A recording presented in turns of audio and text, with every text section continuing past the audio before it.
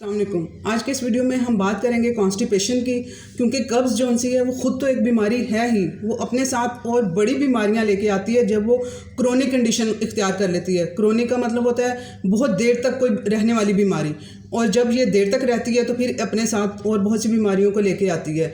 अब जिस तरह से वक्त एज गुजरती जाती है, 40 साल के बाद 50 साल के बाद जो हमारा स्टमक है वो कमज़ोर होता जाता है। बल्कि आजकल के दौर में और अब चैनल पे आने के बाद मुझे पता चला है कि 30 साल के बाद ही लोगों का जो सा है मैदा है, जो स्टमक है वो कमज़ोर होना स्टार्ट हो गया है। पहले के ज़माने में था 50 साल के बाद जाके ये इशू स्टार्ट होते थे, गैस, अफारा, डाइजेशन सही तरह से ना होना, ये सब इशू 50 साल के बाद शुरू होते थे, क्योंकि मैदे में कमज़ोर होना स्टार्ट हो जाता था। उसकी जो म्यूकस लेयर है वो ख़राब होना शुरू हो जाती है वक्त के साथ साथ। उसके अलावा जो आंतें हैं वो भी वक्त के साथ जो है कमज़ोर होना स्टार्ट हो जाती हैं। तो फिर ये कॉन्स्टिपेशन जो है वो परमानेंटली उनके साथ जुड़ जाता है जिनका लाइफस्टाइल ठीक नहीं होता है, जिनके लाइफस्टाइल में कमी होती है अच्छी खुराक की, अच्छे एक्टिविटी की। ये सारी चीज़ें मिलके जो है वो कॉन्स्टिपेशन को बढ़ावा दे रही होती हैं। इसके लिए मेडिसिन भी यूज़ कर रहे होते हैं लोग, वो वक्ती तौर पे तो उन्हें आराम दे देती हैं, लेकिन वो अंदर से उसकी जो जड़ है उसे ख़त्म नहीं कर रही होती। बल्कि कुछ लोग तो इसके इतने आदी हो जाते हैं कि मेडिसिन के बगैर जब वो मेडिसिन नहीं खाते हैं तो उनका कॉन्स्टिपेशन का इशू उसी तरह से ही स्टिल रहता है। तो इस वजह से जो लोग चाहते हैं कि हमारा कॉन्स्टिपेशन का इशू परमानेंटली सॉल्व हो और इसके अलावा उनकी आंतें और उनका मैदा भी मजबूत हो, तो ये वीडियो उन लोगों के लिए। इसके अलावा ये जब कॉन्स्टिपेशन जो सी है परमानेंट रहती है तो फिर ये बहुत सीवियर किस्म की जो कंडीशन है बवासीर की, जिसे फिशर भी कहते हैं, पाइल भी कहते हैं, उसमें कन्वर्ट हो जाती है। ये उसी का फर्स्ट पार्ट आप कह लें, वो सेकंड पार्ट होता है, ये फर्स्ट पार्ट है। वहाँ पर जाके फिर ऑपरेशन तक करने की नौबत आती है, और ऑपरेशन से क्या है वो उसकी स्किन जो वहाँ पे डैमेज सेल हुए होते हैं, वहाँ उस पोर्शन में जो सेल डैमेज हो जाते हैं उनको जस्ट वो रिमूव करते हैं। वो कोई उसका ट्रीटमेंट नहीं कर रहे होते, वो स्किन को रिमूव करते हैं, और वो फिर दोबारा से तो कुछ अरसे बाद वो उनको प्रॉब्लम वैसे ही रहता है, वो स्किन और सेल्स वहाँ पे दोबारा डैमेज हो जाते हैं। यानी परमानेंट सोल्यूशन नहीं है इसका। जब तक आप लोग इसे समझेंगे नहीं, अपनी लाइफस्टाइल का हिस्सा नहीं बनाएंगे इन चीज़ों को, तब तक आपका ये सोल्यूशन सॉल्व नहीं होगा। और कॉन्स्टिपेशन ना किसी एक वजह से नहीं है।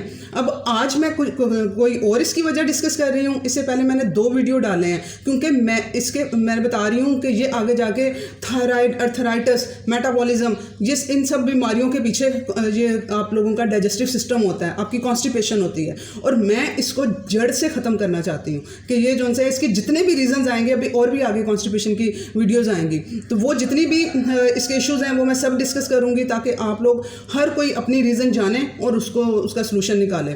अब जो 2 वीडियोज़ मेरे इससे पहले डाले हुए हैं, आप लोगों ने वो भी, जो फर्स्ट टाइम मेरा ये वीडियो सुन रहे हैं, आप लोगों ने मेरे कॉन्स्टिपेशन के वो दोनों वीडियो भी सुनने हैं, क्योंकि वो दोनों भी वजह हैं कॉन्स्टिपेशन की। अब आज जो मैं बात करूँगी मैं फ्रूट्स को लेके, कि फ्रूट की डेफिशिएंसी की वजह से या फ्रूट को हम किस तरह से इम्प्लीमेंट करके इससे फ़ायदा हासिल करके अपनी कॉन्स्टिपेशन को सीधा कर सकते हैं।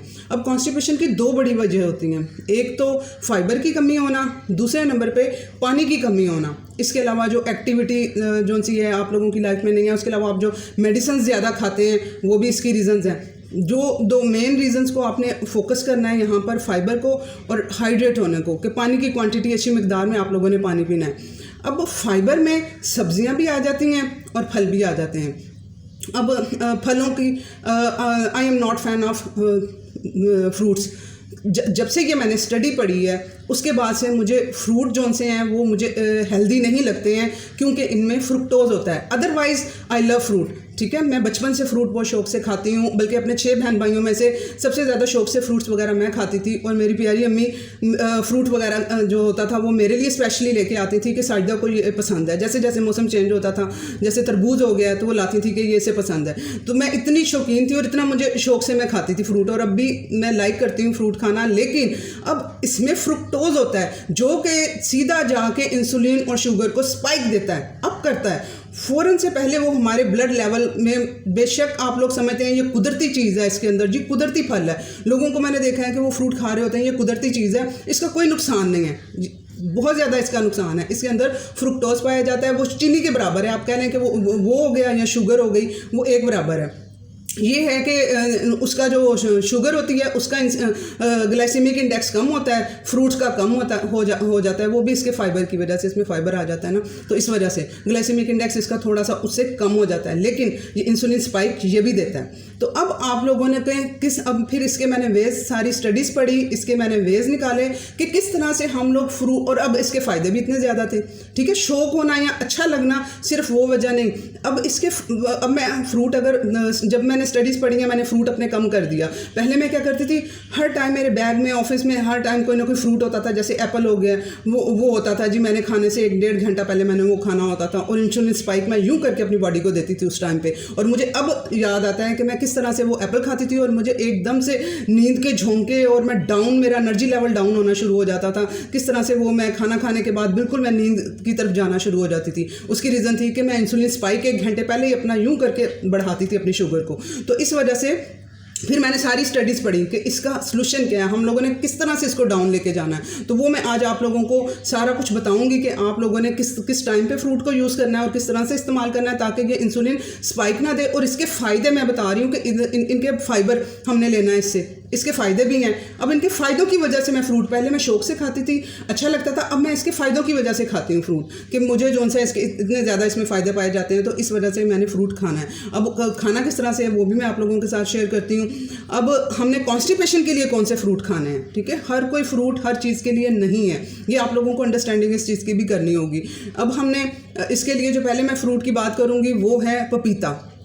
पपीता में क्या होता है, फाइबर पाया जाता है, अच्छी खासी मिकदार में फाइबर होता है, और हमें कॉन्स्टिपेशन के लिए, अपने आंतों की सेहत के लिए फाइबर चाहिए होता है। अब फाइबर तो सलाद में भी होता है, और सलाद आप खा के तो देखें, आपका कॉन्स्टिपेशन डबल हो जाएगा, ट्रिपल टाइम हो जाएगा, आपका कॉन्स्टिपेशन ही नहीं बढ़ेगा, आपकी आंतें भी ख़राब होना शुरू हो जाएंगी, ठीक है। आप लोग ये बंद गोभी, ये हार्ड किस्म के सलाद ये खाएं, नहीं हो पाएंगे डाइजेस्ट, क्योंकि आप लोगों का लाइफस्टाइल ही उस तरह का हो चुका हुआ है, आप लोगों के गुड बैक्टीरिया अंदर से ख़त्म हो चुके हुए हैं, जिन्होंने उसे डाइजेस्ट करना होता है, वो डाइजेस्ट, अंदर गुड बैक्टीरिया नहीं होते, वो उसे डाइजेस्ट ही नहीं करते, वो वैसा का वैसा आंतों में फंसा रहता है और कॉन्स्टिपेशन जाके कर रहा होता है। इस वजह से अब सलाद की जो सी चॉइस है वो सब कुक करके आप लोग उसे खा सकते हैं सब्जियों को, तब वो जाके डाइजेस्टेबल होएंगी। आप लोग कच्ची सब्जियों के सलाद नहीं खा सकते हैं, वो वाला फाइबर आप लोग नहीं ले सकते हैं, स्पेशली जिन लोगों को सीबो का इशू है, जिनको आंतों का इशू है, ठीक है, जिनको लीकी गट का इशू है, वो सलाद नहीं खाएंगे,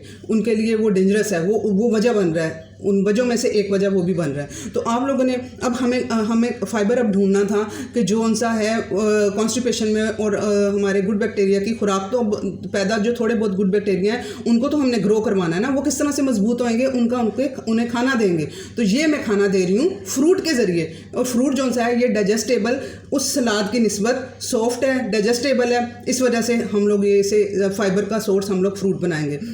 और उसमें जो सा पपीता है ये नंबर 1 पे आता है, इसमें बहुत ज़्यादा मिकदार में फ़ाइबर पाया जाता है, और इसके अंदर जो पपाइन नाम का कंपाउंड पाया जाता है, जो कि प्रोटीन को तोड़ने में, उसके डाइजेस्ट करने में, प्रोटीन में अब क्या आ जाता है, हमारी दालें, गोश्त जो कि हज़म नहीं हो पा रही होती, उसको डाइजेस्ट करने में ये हेल्प करता है, उसको छोटे पीसेज में कन्वर्ट करने में हेल्प करता है। तो इस वजह से पपीते का इस्तेमाल आप लोगों ने बीच में करना है। अब इसको आप लोग कच्चा भी, इसे पका हुआ जो वो हम फ्रूट के तौर पर भी खा सकते हैं, और जो कच्चा पपीता होता है उसे उसकी सब्ज़ी बना के, स्टीम में उसे मसाला वगैरह भून के उसमें डाल के स्टीम करके उसकी सब्ज़ी बना के भी आप लोग खा सकते हैं। ये हो गया। विटामिन सी भी इसमें पाया जाता है, विटामिन सी की भी ज़रूरत होती है हमारे जिस्म को, हमने वो सप्लीमेंट के थ्रू नहीं लेना होता, तो वो हमें विटामिन सी भी पपीते से मिल जाएगा। ये चीज़ होगी। उसके बाद आलू बुखारा, ठीक है, आलू बुखारा बहुत अच्छा सोर्स है कॉन्स्टिपेशन के लिए, और इसके अंदर ये स्टूल को सॉफ्ट भी करता है। सॉफ्ट होने की वजह से ये क्या करता है, वो आंतों में से इजीली पास होता जाता है, ठीक है। इसके अलावा इसमें सॉर्बिटॉल और फिनोलिक कंपाउंड भी पाए जाते हैं, जो कि इसकी डाइजेशन में जो हेल्प करते हैं। अब आलू बुखारे में एक इशू आएगा, आप लोगों ने आलू बुखारा जो सा है वो आप लोगों ने इसमें ना पोटाशियम बहुत ज़्यादा मिकदार में पाया जाता है। अब जिन लोगों को किडनी का इशू है उन लोगों ने इसका थोड़ा यूज़ करना होता है, ठीक है। और अगर आप लोग उस दौरान अपना पोटाशियम जो दूसरी चीज़ों से हासिल कर रहे होते हैं, आई थिंक मैंने पोटाशियम का वीडियो डाल दिया हुआ है, अगर नहीं डाला हुआ तो पोटाशियम पे पूरा वीडियो आ जाएगा, कौन कौन सी खुराक में पोटाशियम पाया जाता है। आई थिंक एक वीडियो मैंने डाला भी हुआ है, आप लोग चेक कर लीजिएगा। तो एक वीडियो मैं और भी डाल डाल दूंगी, ठीक है। तो आप लोगों ने अपने पोटाशियम उन सोर्सेज वहाँ से पूरे करने हैं। अब आप लोगों ने ध्यान रखना है कि हम लोग पोटाशियम जो है वो इन चीज़ों से भी हासिल कर रहे हैं। जैसे कि आजकल आप देखें स्ट्रॉबेरी में आप लोगों को रमज़ान जो डाइट प्लान मेरा साथ लेके चल रहे हैं, जो मेरे साथ चैनल पे चल रहे हैं, जो फर्स्ट टाइम आ रहे हैं, वो मेरा रमज़ान में डाइट प्लान आप लोग देख सकते हैं। अब मैं स्ट्रॉबेरी आप लोगों को स्मूदी उसकी रोज़ा खोलने के लिए पिला रही होती हूँ, उसमें भी पोटाशियम पाया जाता है। तो आप लोगों ने बहुत केयरफुल होकर जो इसे यूज़ करना है। अगर किसी को आलू बुखारा खाने से हार्ट बीट तेज़ हो जाती है तो उसका मतलब है कि आप लोगों को पोटाशियम लेवल बढ़ गया है। तो स्ट्रॉबेरी में भी पोटाशियम है, इसमें भी पोटाशियम है, तो आप लोगों ने इसको थोड़ा केयरफुल होकर खाना है, यानी कम क्वांटिटी में आप लोगों ने इसे खाना है, ठीक है। ये सूखा हुआ भी आलू बुखारा होता है, इसे भिगो के आप लोग भी यूज़ कर सकते हैं।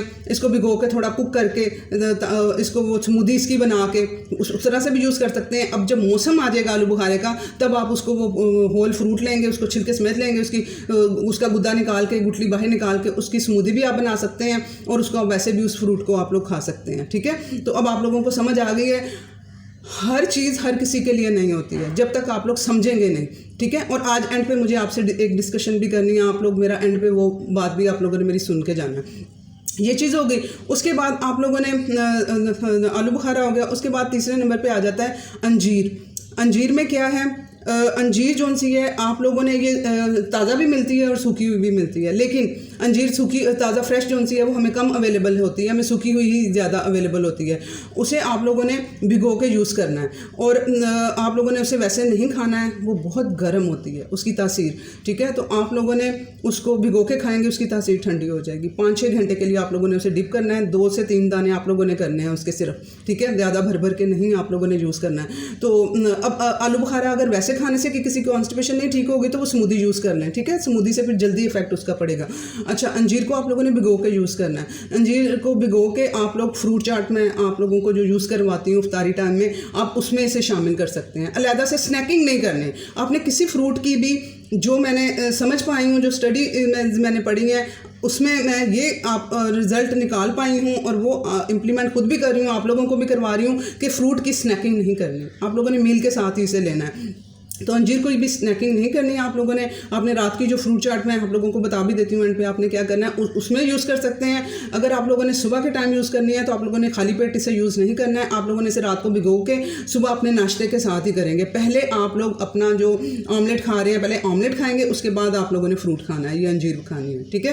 रात को खा लेंगे तो ज़्यादा बेहतर हो जाएगा, सुबह तक कॉन्स्टिपेशन ठीक हो जाएगी, ठीक है। उसके बाद जो सा इससे हमें फाइबर भी इस अच्छी मिकदार में मिल जाता है। उसके बाद कीवी जौन सा है वो विटामिन सी उसमें बहुत अच्छी मिकदार में पाया जाता है। अब यहाँ पर इसमें भी पोटाशियम आ जाता है, ठीक है। जो जिनका किडनी का इशू जिनको है उनके लिए ये डबल यहाँ पे इशू आता है। पोटाशियम लेवल एक तो बढ़ जाता है, इसमें पोटाशियम ज़्यादा होता है, दूसरे नंबर पे इसमें ऑक्जेलेट बहुत ज़्यादा होते हैं, तो आप लोगों ने उसका ख्याल भी रखना है। अब कीवी जो सा है ये बहुत अच्छा फाइबर इससे मिलता है और ये स्टूल को सॉफ्ट भी करता है और बल्कि भी बनाता है, और ताकि आंतों में ये फंस नहीं पाता है, ठीक है। तो वो कीवी का इस्तेमाल आप लोग कर सकते हैं। एक कीवी, हाफ कीवी से लेके एक कीवी आप लोग यूज़ कर सकते हैं। अब मैंने कहा है ऑक्जेलेट क्या बुला है, ये क्या जो किडनी के स्टोन बनते हैं ना, वो ऑक्जेलेट ऐसी चीज़ों से ऑक्जेलेट जाते हैं। ऑक्जेलेट रिच और भी फूड्स होती हैं, वो सारा मैं किडनी पे वीडियो बना दूंगी। इस टाइम पे आपने ये समझना है कि कीवी भी ऑक्जेलेट का इशू बनता है, और जो किडनी वाले पेशेंट हैं या जिनको पथरियाँ बनती हैं वो लोग क्या करेंगे, साथ में आप लोगों ने मेरा मॉर्निंग ड्रिंक यूज़ करना है। आप लोगों ने अब ये नहीं करना कि जो चीज़ ऑक्जेलेट बना रही है उस चीज़ को खाना ही नहीं है, बिल्कुल। आप लोग किडनी के इशू वाले भी आप लोग इसे खा सकते हैं, साथ में आप लोग मेरा मॉर्निंग ड्रिंक आप लोग पियेंगे, जिसमें कि होगा आप लोग मेरा एप्पल साइडर विनेगर वाला वीडियो देख लेंगे ना, उसमें मैंने बना के बताया हुआ है कि मॉर्निंग ड्रिंक कैसे बनाना है, तरीका बताया हुआ है। उसमें lemon, Apple cider vinegar use होता है, हमारे पिंक साल्ट यूज़ होता है। ये चीज़ें यूज़ करके वो आप लोग पियेंगे तो आपके जिस्म में ऑक्जेलेट भी नहीं बनेंगे, जो बने होंगे वो टूट जाएंगे, जिस्म से पेशाब के रास्ते निकल जाएंगे। तो आप लोगों ने उसका यूज़ करना है। और ये कीवी जो सी है ये कब्ज़ के लिए आप लोगों ने यूज़ करनी है, ठीक है। इसमें विटामिन सी भी बहुत अच्छी मिकदार में पाया जाता है, इसके अलावा और ज़्यादा न्यूट्रिएंट्स भी इसमें पाए जाते हैं। तो इस वजह से, इसके ऑक्जेलेट की वजह से आप लोगों ने इसे नहीं छोड़ देना है। वो उसका सलूशन मैंने बता दिया हुआ है, मेरा मॉर्निंग ड्रिंक। जो फर्स्ट टाइम चैनल पे आए हैं, इस वीडियो पे आए हैं, वो मेरी बाकी सारी वीडियोस भी और बाकी लोग भी मेरी सारी वीडियो आप लोग देखा करें, ये आपस में इंटरलिंक्ड होती हैं। तो वो लोग ये एप्पल साइडर विनेगर वाला वीडियो देख लें, उसमें उनको आइडिया हो जाएगा कैसे बनाना है। उसके बाद जो सा है वो अंजीर की बात हो गई। अब जो सा है नाशपाती आने वाली है, ठीक है। नाशपाती में आप लोगों ने उसको छिलके समेत यूज़ करना है, ठीक है। अब इसमें सोल्यूबल फाइबर भी होता है, इनसोल्यूबल फाइबर भी होता है, ठीक है। जो सोल्यूबल फाइबर है वो उसको स्टूल को जो सा है वो सॉफ्ट करता है, जो इनसोल्यूबल फाइबर है वो बल्कि बनाता है, जिसकी वजह से उसे पास होने में ईजी रहता है। तो अब इसको भी ये फाइबर रिच भी होता है, तो आप लोगों ने इसको छिलके समेत यूज़ करना है, क्योंकि इसका जो फाइबर है ज़्यादा मिकदार में इसके छिलके में पाया जाता है और क्लोरोफिल भी इसके छिलके में होता है, ठीक है। जिनको पिगमेंटेशन है वो उनके लिए भी ये ग्रीन नाशपाती बहुत अच्छी चीज़ है, तो आप लोगों ने इसका भी इस्तेमाल अपनी डाइट में करना है। अब आप लोग और ये हड्डियों के लिए, स्किन इश्यूज़ के लिए भी बहुत अच्छी है। और जिनको कॉन्स्टिपेशन का इशू रहता है ना थोड़ा थोड़ा, जिनको कहते हैं हमें एक्ने निकलते हैं, उसका कोई सलूशन बता दें हम लोगों को। जो सा है वो फेस पे रैशेज आते हैं स्किन के ऊपर, ये कॉन्स्टिपेशन की तरफ शुरुआत होती हैं। तो आप लोग ये सारी चीज़ें यूज़ करें, अच्छी मिकदार में पानी पिएं ताकि आपका ये इशू सॉल्व हो। अब इन चीज़ों को आपको, ये जो मैंने फ्रूट बताए हैं, इनमें से कोई भी फ्रूट आप लोगों ने ऐड करना है तो आपने अपनी फ्रूट चार्ट में ऐड करना है। इसको आप लोग अपने मील के साथ लेंगे, ठीक है। अगर आप लोग 2 मील में है तो आप सेकंड मील में, यानी जो रात का खाना आपका मेन मील होगा, लेकिन आपने वो 3 घंटे पहले सोने से खाएंगे तो इंसुलिन जो स्पाइक है वो नहीं आ पाएगा खाने के साथ। एक तो आप खाएंगे, पहले आप खाना खाएंगे, उसके बाद इसको आपने खाना है, फ्रूट चाट को खाना है। आप लोगों ने डायरेक्ट फ्रूट को नहीं खाना, खाना खाते हुए भी इंसुलिन स्पाइक तब आएगा, ठीक है। ये रिसर्च साइंस बेस्ड स्टडी है कि अगर आप लोग अपना पहले खाना, यानी कि प्रोटीन और गुड फैट जो चीज़ें होती हैं वो आप लोग पहले खाएंगे, तो इसके अलावा जो अगर कोई सलाद, खीरा आप ले रहे हैं, छिलके के बगैर वाला खीरा आप खा सकते हैं, वो ले रहे हैं, उसके बाद आप लोग एंड पे जो सा फ्रूट खाएंगे तो आपका 70% जो सा इंसुलिन, जो शुगर स्पाइक आता है, जो ब्लड में शुगर बढ़ती है, 70% कम हो जाएगी। देखिए कितना फ़र्क पड़ गया, हमें इसका फ़ायदा भी हासिल हो जाएगा और हमारा जो इंसुलिन स्पाइक और शुगर स्पाइक का इशू है वो भी सॉल्व हो जाएगा। तो आप लोगों ने ऐसे फ्रूट चाट बना के अपने खाने के साथ, रात के खाने के साथ इनको खा सकते हैं। अब मैंने जो आप लोगों से, ये वीडियो की तो बात हो गई, अब आप लोगों से मैंने एक बात करना थी कि आप लोग प्लीज़ शॉर्टकट मत ढूंढें, ठीक है। अब यहाँ पर जो मॉर्निंग शो देखने वाली जो औरतें हैं, जो वहाँ पर टोटके देख रही होती हैं, वो वैसी वीडियोस मुझसे चाह रही होती हैं। उन्होंने मेरी कोई कुकिंग वाली वीडियो देखी, उसके थ्रू वो आ गई हैं। अब चैनल पे उन्हें ये वाली सुनने वाली, जिनमें मैं बता रही होती हूँ, ये वाली वीडियो उन्हें लंबी लग रही होती है। वो, उनके पास मॉर्निंग शो देखने का टाइम है, उनके पास ड्रामा देखने का टाइम है, उनके पास ये नॉलेज हासिल करने का टाइम नहीं है। उनको ये लग रहा होता है कि ये वीडियो लंबी है। अब मैं पूरी डिटेल में आप लोगों को चीज़ बता रही होती हूँ। आप लोग कहते हैं स्पीड भी ज़्यादा ना करो, अपनी स्पीड भी स्लो करो, और मुझे होता है कि मुझे तब तक तसल्ली नहीं होती जब तक मैं कंप्लीट इन्फॉर्मेशन ना दे दूँ। तो मुझे इस तरह के कमेंट जो से हैं वो एक आए हैं, जी आपने जो टोटका है ना, वो ग्रीन, मेरी टी वाली वीडियो में आपने टोटका पता नहीं कितने मिनट पर जाके बताया है, तो आपने इतना लंबी वीडियो बनाई है। जो यूट्यूब पैसे जो सा है वो छोटी वीडियो पर भी दे देता है। यूट्यूब से पैसे अर्निंग जो सी है वो ज़्यादा नहीं होती है। जो मेरी रोज़ी रोटी चल रही है वो मेरी जॉब पे चल रही है, ठीक है। और मेरी जॉब भी जो सी है वो टाइम टेकिंग है, मेरा ब्रेन वहाँ पे लगता है, मेरा एनर्जी लेवल वहाँ पे लगता है, ठीक है। मैं फिर भी यहाँ पे चैनल पे जो सी लंबी लंबी वीडियोस बना रही होती हूँ। व्यूज़ छोटी वीडियोस पे आते हैं, और कितने आते हैं, 1000 व्यूज़ के पीछे $1 वो देता है, उसमें से भी डिडक्शंस होती हैं, ठीक है। मेरा पर्पज़ यहाँ पे चैनल लेके जाना, उन लोगों तक पहुँचना है जो लोग, जिन लोगों के पास नेट नहीं है, जिन लोगों के पास यूट्यूब नहीं है, उन लोगों तक मैं कैसे पहुँच पाऊँगी। जब मैं यहाँ से मशहूर होंगी, लोग मुझे पहचान पाएंगे, जब मेरी पहचान बनेगी। अब मैं बाहर जाती हूँ ना, मार्केट जाती हूँ या कहीं पर भी जाती हूँ, मैं किसी को बता रही होती हूँ ना हेल्थ से रिलेटेड, तो वो समझते हैं ये कोई डॉक्टर है, अपनी डॉक्टरी झाड़ रही है यहाँ पर। वो मेरी बात को इंपॉर्टेंस ही नहीं देते हैं। मेरी बात को इंपॉर्टेंस आम बंदा तब देगा जब वो मुझे पहचानना शुरू हो जाएगा, और मुझे अपनी वो पहचान चाहिए उन लोगों तक पहुँचने के लिए। आप लोग तो यूट्यूब के थ्रू सुन लेते हो, मुझे मेरे तक पहुँच गए हो, लेकिन वो लोग वहाँ तक पहुँचने के लिए मुझे अपनी पहचान चाहिए, और वो तभी हो पाएगा जब आप लोग मेरी सारी वीडियोज़ को देखोगे। यूट्यूब तभी वीडियो आगे भेजता है जब मेरे जो सब्सक्राइबर हैं वो मेरी वीडियो देखते हैं, तब वो आगे जाके फेंकता है वीडियो को, दूसरे औरों के पास भेजता है। जब आप लोग नहीं देखते हैं और मेरा चैनल डाउन जा रहा होता है, और जा रहा है इसलिए कि यहाँ पे जो मैंने डाली हुई ना किचन वाली, इस वजह से मैंने अब किचन वाली वीडियोज़ डालना बंद कर दी है। मेरे पास बहुत कुछ है आप लोगों को सिखाने के लिए, लेकिन मैं तब आप लोगों को अब किचन में लेके जाऊँगी जब मुझे पता चल जाएगा ये जो मेरे साथ सारे लोग चल रहे हैं, ये सब के सब जौन सी हैं मेरी हर वीडियो सुनती हैं, ये नॉलेज हासिल करना चाह रही हैं। तो और और ये सारी वीडियोस ना एक दूसरे से इंटरलिंक्ड होती हैं। एक तो ये मुझे नेगेटिव आया मैसेज, उसके बाद मुझे एक मैसेज आया कि जी आपकी वीडियो लंबी होती है और आप एक टॉपिक से दूसरे टॉपिक पे, यानी एक वीडियो मैंने ये डाली है, दूसरी वीडियो मेरी बिल्कुल डिफरेंट जंप कर जाती है। आपको ऐसा नहीं करना चाहिए। क्यों? मेरी ये वीडियोस आप लोग ये सब एक दूसरे से इंटरलिंक्ड हैं और मुझे हर बीमारी को लेके चलना है। मेरा चैनल, मैं आने वाले टाइम में ऐसा चैनल अपना बनाना चाहती हूँ, ये चैनल को वहाँ तक लेके जाना चाहती हूँ कि अगर किसी को कोई इशू आए ना तो वो कहे कि साजिदा का यूट्यूब पे चैनल है लिसन योर बॉडी, वो तुम जाके तुम्हारी इस बीमारी का हल वहाँ पर है। मैंने हर बीमारी को यहाँ पे लेके आना है। मैंने अपनी आने वाली नस्लों के लिए, आपके बच्चों के लिए काम करना है कि कल को आने वाली नस्लों को हॉस्पिटल्स डॉक्टर्स पे बोझ कम करना चाह रही हूँ मैं, ताकि अवेयरनेस हासिल हो, आप लोगों का पैसा बचे, ऊपर हॉस्पिटल्स में बर्डन कम हो, मेडिसिन जो उनसी है उनसे जान छूटे और आप लोग अपनी हेल्दी लाइफ गुजार सकें। मेडिसिन, हॉस्पिटल, ये कोई लाइफ है वहाँ जाके लंबी, और ऐसे लोग लंबी लाइनों में लगना पसंद करते हैं। हमने स्पेशलिस्ट से टाइम लिया हुआ है, बहुत शौक से स्पेशलिस्ट के पास जाते हैं और मेडिसिन लेके आते हैं जो कि सोल्यूशन भी नहीं होती है, जो कि उनको ठीक भी नहीं करती है और वक्ती तौर पे उनको रिलीफ देती हैं। तो प्लीज़ आप लोग जो है पॉजिटिव होकर मेरे साथ चलें। और फिर अब मैंने सोल्यूशन यही निकाला है, क्योंकि मैं थोड़ा सा डीमोटिवेट हो गई ना, ऐसे मैसेजेस मैंने दोनों पढ़े। कल परसों में मैंने अपनी स्टडी कर रही थी, मैं कंसंट्रेट भी नहीं कर पाई, मैं उठी अपनी बच्ची के साथ खेला और सो गई। लेकिन अब मैंने ये सोल्यूशन निकाला है, ऐसे मैसेजेस को मैं डायरेक्ट डिलीट मारा करूँगी, ठीक है। मैं नेगेटिव मैसेजेस जो उनसे हैं वो बिल्कुल भी अपनी एनर्जी, क्योंकि मेरे पास, मैंने बता दिया मेरे पास कितना शॉर्ट टाइम होता है चैनल को देने के लिए। मैं अपने रेस्ट टाइम दे रही होती हूँ, आपके जब मैसेजेस पढ़ रही होती हूँ वो मेरा टाइम होता है, मेरी बच्ची का टाइम होता है, वो मैं दे रही होती हूँ चैनल को और इसको आपके मैसेजेस को। मुझे होता है मैं कोई मैसेज ना छोड़ूं, सबका रिप्लाई करूं। तो अब मैं अपना एनर्जी लेवल नेगेटिव मैसेजेस में नहीं लगाऊंगी। ये मैंने रात से डिसीजन लिया है कि मैं नेगेटिव मैसेज फ़ौरन पढ़ूंगी, देखूंगी, नेगेटिव मैसेज है उसे डिलीट मार दूंगी। इस वजह से आप लोगों को जिसने नहीं सुनना, नहीं पसंद, मोस्ट वेलकम। मेरे साथ वो लोग चलें जो इल्म हासिल करना चाहते हैं और बेशक इल्म उनके लिए जो उसका तालिबगार है, ठीक है। तो आप लोग प्लीज़ इसे शेयर करें और अंडरस्टैंड करें कि मैं सिखाना क्या चाह रही हूँ आप लोगों को। अल्लाह हाफ़िज़।